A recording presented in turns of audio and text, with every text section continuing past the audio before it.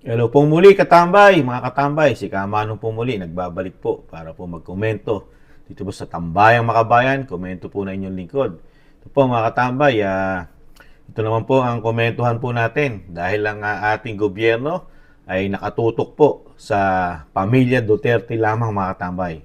Pati po ang mainstream media natin, malalaking balita, puro Duterte. Pero po sa kabila nun, ito po ang realidad ng tayong mahihirap mga katambay. Pagkain ang pangunahin natin problema pang araw-araw. Ito po, dagdag pahirap na naman po kay Juan de la Cruz mga katambay. Nagtaasa na naman po. Hindi pa tayo nakatapos sa problema natin sa nakaraang bagyo kay Karina. Napakahirap na ng pinagdaanan natin. Ito po, sinalubong naman po tayo ng pagtaas ng bilihin na naman mga katambay. At kasama na rin po rito yung ginagamit po nating pangluto, yung sinasabing LPG o Shilane, nagtaas din po mga katambay. Pakinggan po natin ang mga balita at komentuhan po natin mga katambay. Ito po isa, yung pagtaas ng LPG. Nasigil sa LPG ang bumungad sa mga consumer ngayong Agosto. Sa anunsyo ng Soleil, may dagdag sigil silang 27 sentimo sa kada kilo ng kanilang LPG. 30 centavos naman ang itataas ang presyo kada kilo ng LPG ng petrol. Samantala, wala pang anunsyo ang iba pang kumpanya ng LPG. Yan po. Ito po yung isa, yan po yung sa GMA 7. Ito naman po yung sa PTB 4. Presyo naman po ng bilihin sa palengke mga katambay. Gulay. Ang gulay ni Leticia sa Commonwealth Market. Ang dating 60 pesos na kada kilo ng talong, 120 pesos na. Tumaas rin ang presyo ng sayote at carrots. Bakit daw po? Kasi nabaha. Yung talong, yung mga puno na na pagka bumabaha namamatay daw. Kaya konti lang ang supply na dumarating. Kaya si Aling Vini, nabitin ang budget pang tinola. Sayote lang ang nabili, kaya didiskarte na lang para makalibre ng malunggay sa kapitbahay. Kunwari, bibili. Pabili ka ng malunggay, mga halagang 10 piso. Sige na, libre na. O, kasi kapitbahay lang. Sumirit din ang presyo ng itlog. Mula 120 pesos na benta ni Mar sa bawat tray ng pinakamaliit na itlog, ngayon lumobo na sa 200 pesos. Kaya ang isang pirasong itlog na 4 pesos noon, higit 6 pesos na ngayon. Parang kada deliver tumataas. Supply, inukulang siguro. Kasi halos unti-unti na lang dumarating. Para-paraan na lang, sabi ni Baby. Pag kulang ang budget ng matitipid. Dati kong 2 tray. Yun po ang nangyayari ngayon mga katambay sa ating bansa at sa ating mga kababayan. Lalo po tayong mahihirap. Puro taste-taste na lang po ang maririnig po natin. Kailangan natin taste-taste. Sabi nga ng kababayan natin sa balita, kailangan po talaga mag-taste-taste na lang. Ganun na lang po. Talagang nabago na po ang Pilipinas mga katambay. Bagong-bago na po sa bagong Pilipinas. Wala po tayong nakikita na improvement. 2 taon na po ang ating bansa. Puro po ganito, lalo sa pangunahing pangailangan ng ating bansa. Tayong mahihirap ang naapektuhan, yung mayayaman naman hindi. Di ba? Sunod-sunod ang pagtaas sa loob lang ng 2 taon na panunungkulan ng ating pamahalaan ngayon sa bagong Pilipinas. Di po ba? Ano po kaya yung pagmamalaki ng mga nakaupo nating mga kapit-kapitagan ngayon? Sa bagay, ito pong secretary po ng DTI, di umano, di ba? Nag-resign na po. Ito pong ating secretary na sa trade. Hindi natin alam o dahilan bakit siya nag-resign sa gabinete ng Pangulong Marcos. Itong DTI, di ba?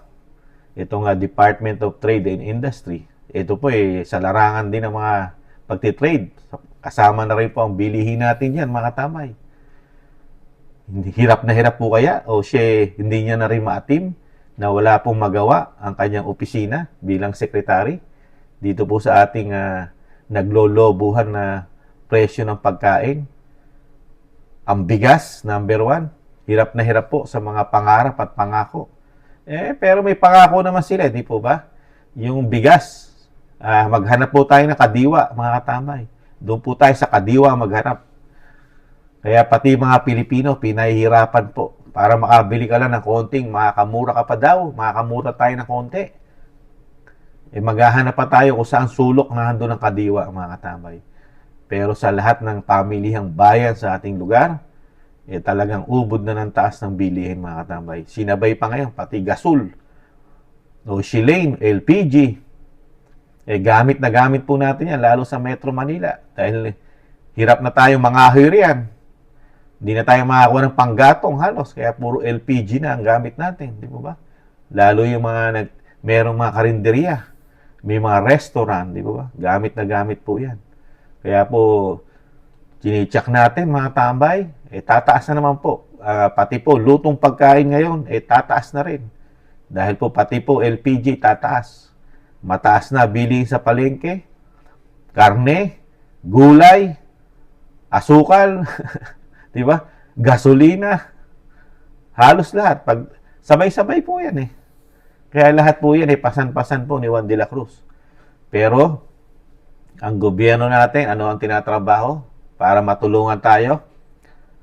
Ang tinatrabaho lang po, pamumulitika. Puro Duterte lang po ang tinatrabaho. Halos nakikita natin araw-araw sa balita, mga tambay. Lalo sa malalaking mainstream media. Magmula sa kamera, sikat na sikat po ang mga Duterte. Sa Senado, ganun din po. Sikat na sikat din po ang Pogo, mga tambay. Pagdating sa palasyo, kipit balikat lang po sa nangyayari po. Dito po sa problema ng mahihirap. Hindi po masyadong problema ng gobyerno natin ang pagkain, nagtataas ang bilihin. Parang sinasabi nga ng mga kababayan natin, ang Pangulo natin ngayon, iisa yata layunin. Dahil nakaupo na siya, ang paborito na lang po yata masasabi, pabulong, bahala kayo sa buhay niyo. Hindi man ako nagugutom eh. Ganun po ba? Palibase siya, hindi nagugutom. Pagkain nga lang sa zone eh. Di ba? 20 milyon eh, zone eh. Samantalang may hirap. Ang nagsasakripisyo, tayong may hirap. Di ba? Parang kailan lang, nagtaasan ng karne. You know? Tapos ngayon naman, eto, gulay, itlog. Dahil lang sabi, nagbaha.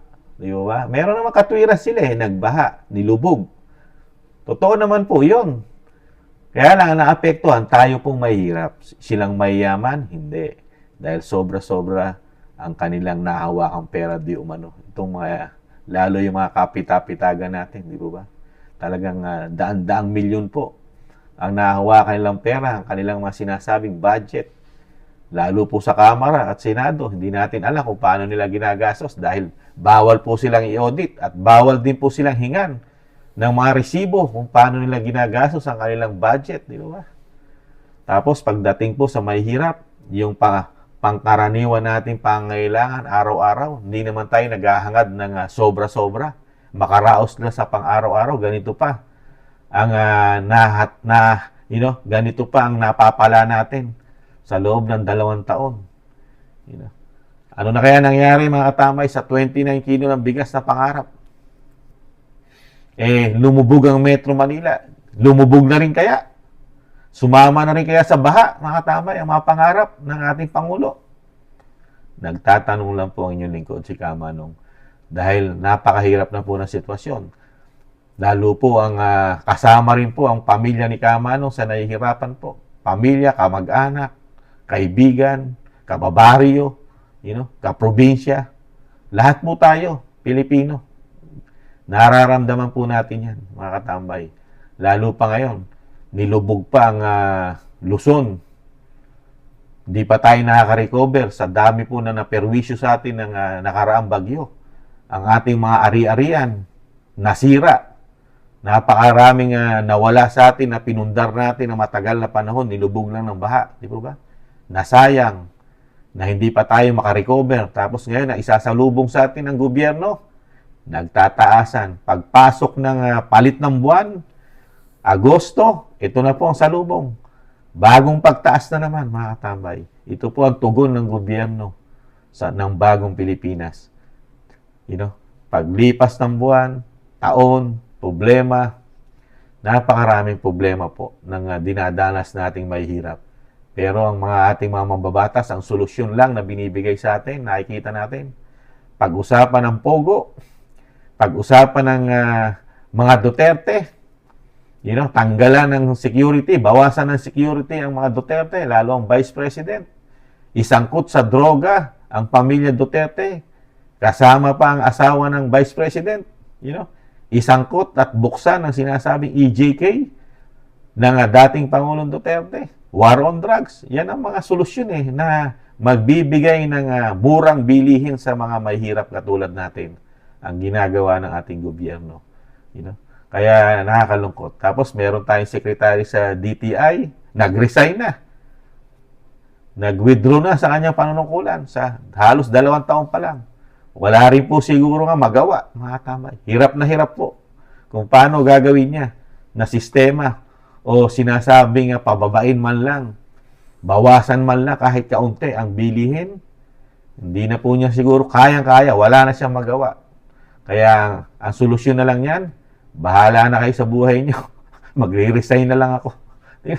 Ganun po yun Dahil ganun din ang sinasabi ng DA secretary natin. Di ba? Ang DA. Yung Department of Agriculture. Puro pangarap. Puro pangako. Puro ganito. Ganun. Malapit na yan. Bababa na ang bilihin. Bababa na ang bigas. Bumaha. O, di pangarap na naman mga tamay. Bagong pangarap na naman. Bumaha wala na yon. Kaya kawawa na naman tayo mahirap. Lalo po magsasaka ngayon. Marami pong naubos na pera sa mga magsasaka natin ngayon. Nangapital po yan. Tapos babahain lang, mga palayan. Di ba? Mga gulay. Tama. Kaya, tapos halos back to zero ka na. Tapos, kakain ka rin. Di ba? Mamamalengke ka. Tapos ganito, bubungad sa'yo. Napakataas na ng bigas. Karne. Tapos gulay, itlog. Pati ba naman ang gasol. Ang LPG. Pinagsabay-sabay na. Bihira. Kulang na lang po. Kulang na lang bitayin po ang mga mahirap, mga Pilipino sa ating bansa. Sinasakal na. Walang magawa ang ating gobyerno. Hirap na hirap. Pero yung presyo na ginagawa po ng mga kapitapitagan natin mga politiko, mambabatas, sa Malacanang, ang pamumuhay nila para sila di umano mga hari na walang paghihirap nararamdaman. Puro kaligayahan, party-party, di umano, travel-travel, di umano, ang mga ito. Di ba? Biyahe dito, biyahe doon, pasarap dito, pasarap doon. Pagdating sa kanilang mga opisina, naka-air condition, sagana sa pagkain, walang problema, kahit mahal ang LPG, mahal ang gulay, walang problema, mahal ang karne, wala silang problema. Tapos mababalitaan mo, isang Senado, sa Senado, gagawa lang ng opisina nila, daan-daang bilyon ng ang magagastos sa opisina ng mga senador. Mga ganyan mababalitaan natin sa ating bayan. Para sa kanila, presyo. Para sa mahirap, maghigpit kayo ng sintron. Magtipid kayo. Gumawa kayo ng paraan. Manghingi kayo ng malunggay sa kapitbahay. Bahala kayo sa buhay nyo. Basta bahala kami sa sarap ng buhay na dinadanas namin. Ganun po ba? Di ba? Tayo na lang laging mahirap ang kawawa. Sila na lang ang laging nagpapasasa. Ganyan po ang buhay natin ngayon sa ating bansa. Pag naupo na ang mga kapitapitagan nating mga sinasabing lingkod bayan, pag naupo na po, hindi na po lingkod bayan. Lingkod bulsa na po yata sila di umano. Lingkod bulsa, mga tamay. Wala nang pakialam sa bayan. Kaya napakahirap po talaga pagka ang naupo po sa ating bansa ay hindi makabayan, hindi makatao.